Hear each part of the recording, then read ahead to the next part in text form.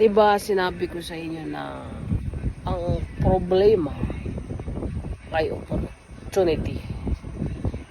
So, pag marami kang problema, marami kang opportunity.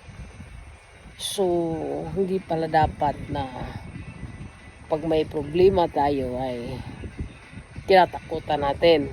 Kundi, kailangan po na matuto po tayo magsolusyon ng problema.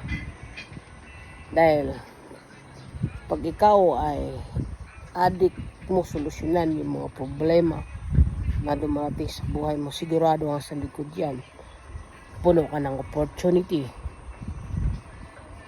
Dahil ang future nag-aantay sa atin sa dulo. So kung may problema ka ngayon, italon mo na dito. Ayan, sigurado